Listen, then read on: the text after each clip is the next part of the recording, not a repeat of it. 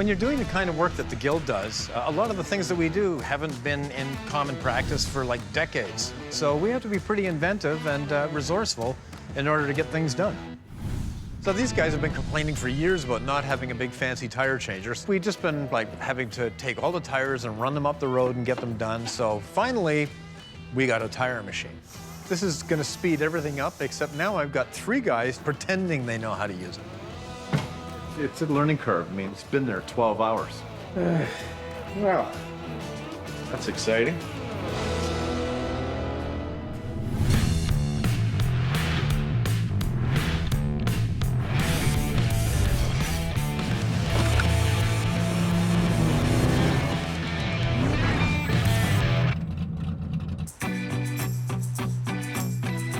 So we had a couple of muscle cars come in this week.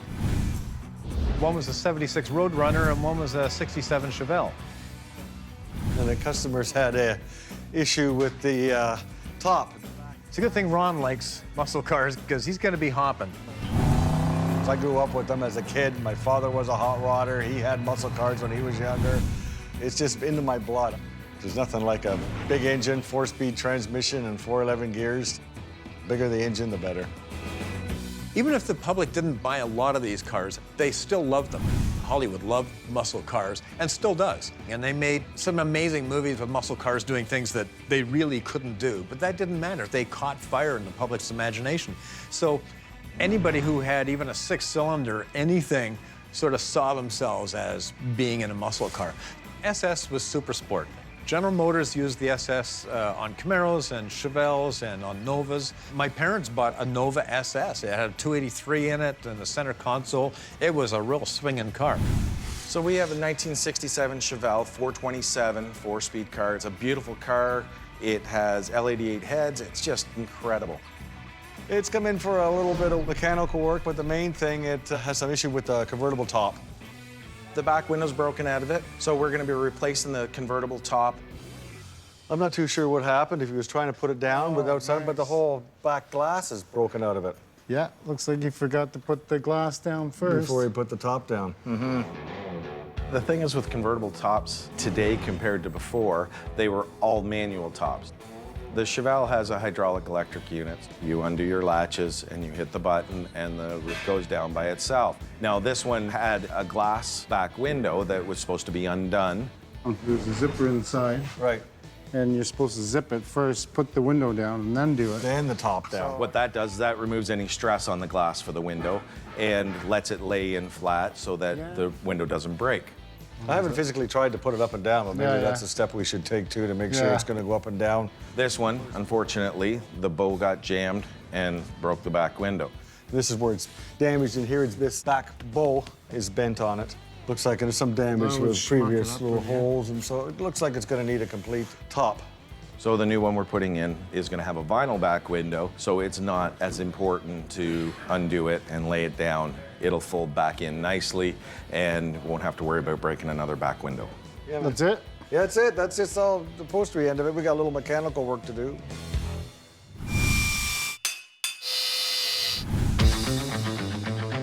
We got a new Ranger tire machine and tire balance.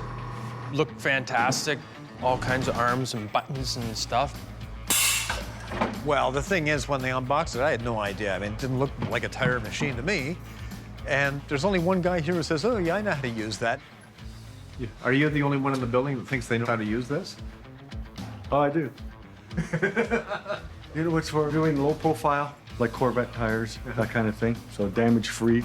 I've used a machine like this before. Oh, have you? I've really not even seen a machine like this before. So Ronnie's going to try it out today, and we're going to put new Corvette rally rims for one of the Corvettes that's in here.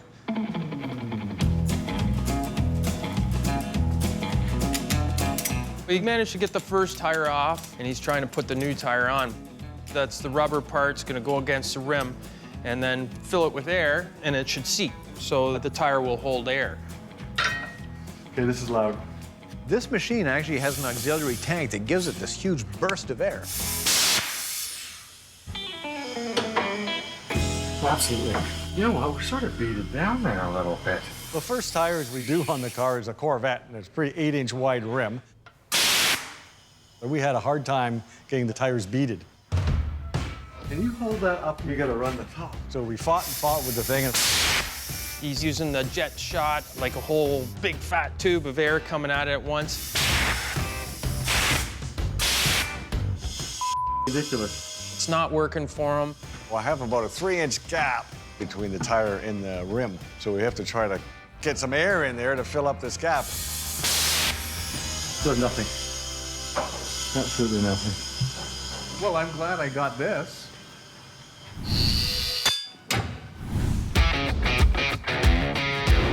It's a 1973 Roadrunner, and it has a 340 cubic inch engine and a 4-speed transmission. So it's kind of a rare car. I don't think I've ever seen this combination. I think we'll start with a good tune-up. Put new spark plugs in it. Gotta get the horn working too. I'm sad there's no Mimi.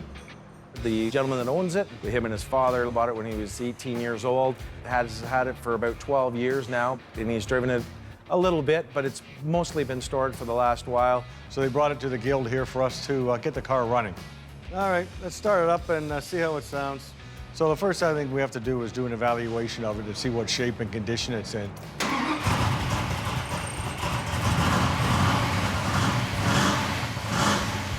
Beautiful. Well, at least you got it running. Barely, but running. Yeah.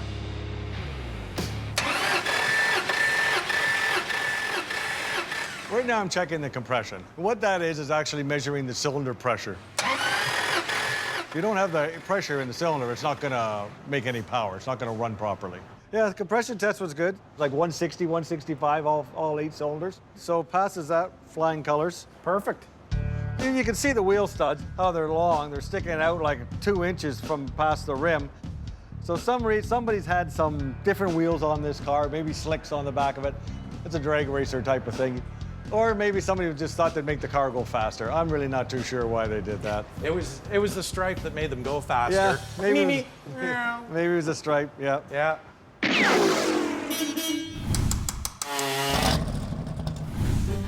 I had a feeling when I saw this coming out of the carton that there was going to be issues. Yeah, I think we need just, Instruction? I mean, we're used to, I don't know, a bar and a hammer. we got them off, so they gotta be out to go You back. sure the tire's big enough for the rim? And finally I thought, okay, last final ditch effort, let's try a little ether. That's what we're going to try. Spray a little ether in, spark it up, and it usually goes boom, and seats the rim and seats the beads and done. Sometimes this is good news, sometimes it's bad news. But some of these old hands, well, they got some tricks up their sleeves. You know what? It might be the only way you're going to get that to expand enough. Yeah. You know? I mean, it's not like you're going to set the place on fire. That's the way I used to do it when I was in the backyard. And I think that's the way they're doing it with this new machine. It looks like you were ready to try it. Yeah, we're getting ready. So it is quite spectacular what we're doing in the shop. Trying to fill the tire with ether to get it to blow and make a seat like they do with large truck tires. Well, the things are just explosion. We're putting the ether, which is flammable, in a enclosed area. Then when you light it on fire, it rapidly expands inside the tire and seats the beads. I was standing by with a fire extinguisher because you never know what's going to happen, right? Safety first. I'd rather be proactive than reactive, especially here. I'm a little afraid of it. I don't really like doing it, but we thought, okay, let's give it a try here. Jesus. It was just burning up and flames, and oh my God, it was terrible. Yeah, you look over here, the rust, and you get it on the hoist, and all of a sudden you can see, not so good. Yeah, the stuff won't pop. It should go pop. So here, we'll open that. On the Chevelle, the customer complains from some rattles and things under the hood. Yeah, so the problem here with this car is this air conditioning compressor here. When the engine's running, the compressor's moving around due to the fact that there's no top bracket on it, which it should have. This car's got a big block in it, 427, based all on the L88 engine, so it makes all kinds of horsepower. And this 427 is, like a full race motor. They're not really set up to run your air conditioning and your alternator. With the power that this motor puts out and the vibration, we're getting some shake and some noise. But when you have a fancy engine like this and you go to a car show and pop the hood, you want to try to make it nice and clean and no clutters.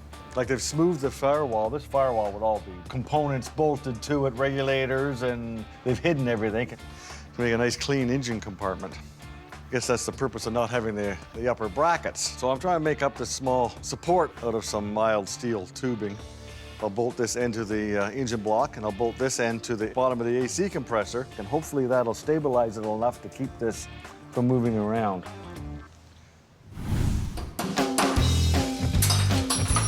Chevelles weren't originally designed by General Motors as muscle cars. They were actually just a 6-cylinder grocery getter in their original concept. And they were a mid-sized car, economy car of their day.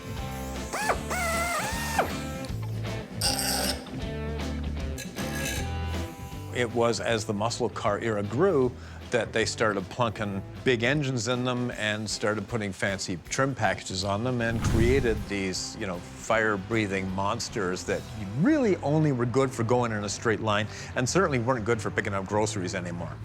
Over years, sort of like a movie that doesn't do so well when it first hits the box office but then becomes a cult classic, well, that's what's happened. They've become cult classics.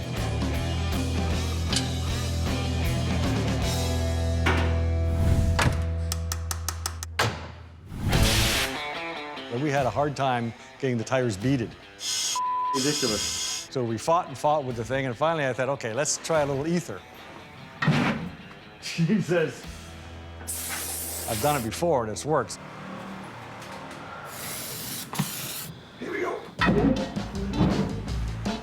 Stuff's just not from the same flammable enough. That ether we have isn't strong, or I couldn't get the right ether oxygen mixed.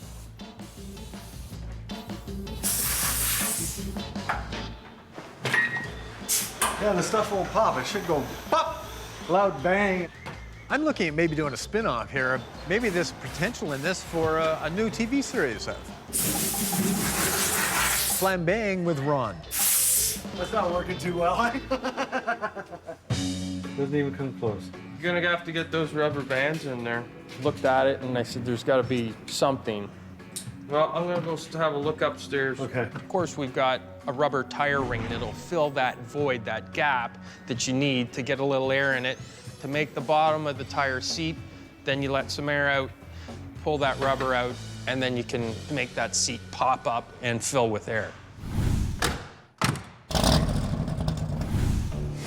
So this 1973 Roadrunner, 344 speed car, started out, it looks like somebody was doing some drag racing with it. It had a few things that racers put on these, and whether it was, a bit of a street racer or running down the quarter mile, some things have been done to it for sure. There we go. Yeah, feel how loose that gear shift is. It's not supposed to be like that. Oh my. Oh, first gear, and then somewhere down here second. Wow, that's The shifter linkage needs some work for sure. It's Wow. like it's hooked to a bowl of noodles. Did you say a bowl of noodles? Yeah, bowl of noodles. It's not even like it's hooked to a transmission. So I'm not too sure what's going on. I'll figure it out when we get it up in the air. Then we're gonna put it up on the hoist and just check underneath it and make sure everything's okay and safe. Aboosh. Oh. Yeah.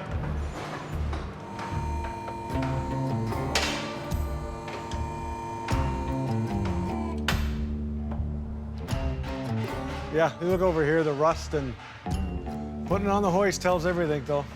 Where before, on the ground, it might not look too bad of a car. You get it on the hoist and get the check underneath it, and all of a sudden you can see, not so good. There's another thing. Look at the rubber fuel line here.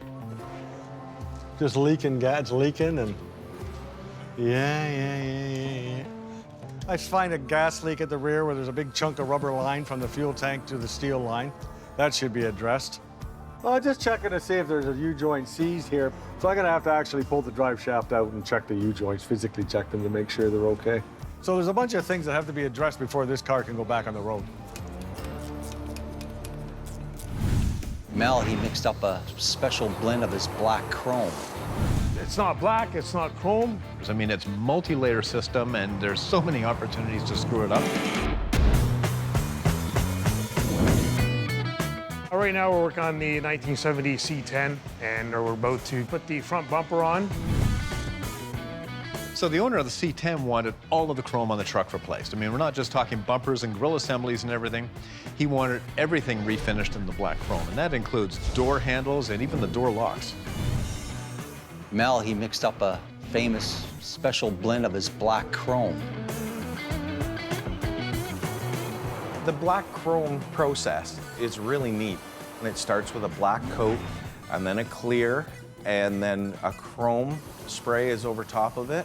And you can take it anywhere from a really light chrome almost to a shiny, looks like it's been re-chromed. And then it's clear coated over top and polished, and it looks fantastic. It's not black, it's not chrome, it's just a different texture, and it complements a lot of different colors of cars. Whether it's on wheels, whether it's on the bumper or grill, it just gives a nice contrast to any vehicle. Yeah, it's fitting nice now. Beautiful. I like the black chrome bumper, and the grill turned out really nice. Looks pretty good. Looks cool. And we're just gonna line everything all up, and should be all good to go. When the sun hits it, then you can really see the effects of the black chrome. Yeah, I heard you're going on a road test. And it's a With a pickup truck. truck? So I'm going with you. All right. This one here has been owned by the customer since pretty much new. It has some sentimental value to him. He just loves the design of the truck. So it's really exciting to see this C10 going on the road again. Mel never fails to surprise me. I mean, he is a really good painter. This black chrome, I think, would have been a challenge for most painters. I mean, it's multi-layer system, and there's so many opportunities to screw it up. He's done this, and it's flawless.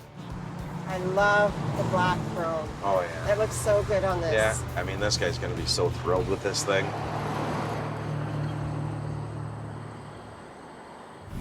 We'll have to see how it runs.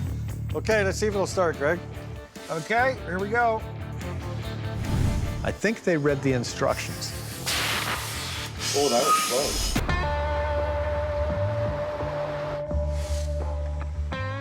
Well, yesterday I made up a bracket, a support for this AC compressor. And at first I made one that just went down from the compressor here down to the engine block, and I wasn't really happy with it. So I made another one up, and we took it from the top of the compressor here back down to the cylinder head again. Now that tightened the whole thing right up. I still got a little bit of movement there, but it did tighten it up quite a bit. Okay, let's see if it'll start, Greg. Okay, here we go.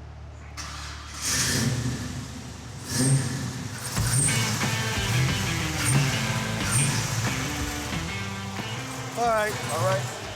Way better, Yeah, way better. beautiful. Well, I think the Chevelle's ready to go. The mechanical end of it's all done. We just gotta do a little service work on it, change the oil and filter, and wait for the convertible top. Okay, windshield's condition.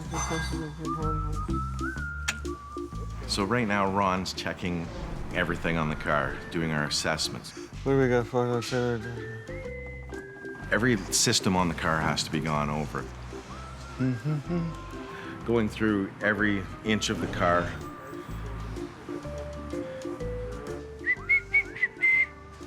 He's doing this so we can give the customer a full list of anything at all that needs to be fixed.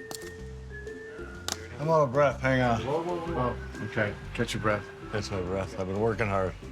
Here, I'm just trying to take detailed pictures of the car. Take pictures right from the beginning to the end. Document the whole process. Especially if we're doing a restoration, so there'll be pictures of the car being taken apart, different stages in the body shop, and whatever we're working on, take pictures. Got a camera in my pocket all the time. Yeah, that's okay. There are secrets. I keep my own photographic skills to myself. Ta-da. Well, Dan's been working on the Chevelle convertible top. It's quite a task to put a top on and make it a nice job. It's not an easy thing to do. You have to take the old top off completely, straighten out the bows that are damaged or bent on it, and install the new top. I got the top finally on the Chevelle. I had a little bit of problems with it because of the back bow being bent and everything. We got it all straightened out. Anybody can put one on, but to do the job properly, where the lines are all straight and there's no wrinkles in the material and it goes up and down properly and make it look 100% perfect, is another story.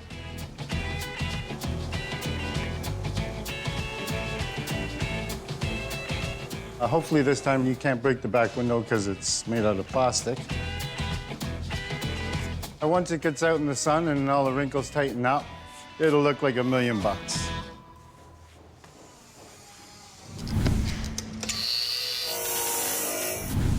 We're having trouble getting this tire seated. So we got a donut, I call it. It's a donut that goes around the top of the tire and takes the space up.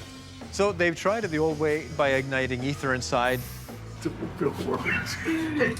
Still didn't give enough volume. Now they're trying something else. I think they read the instructions.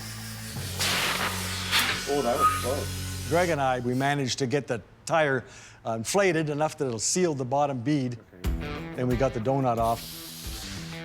Get the bottom got half on.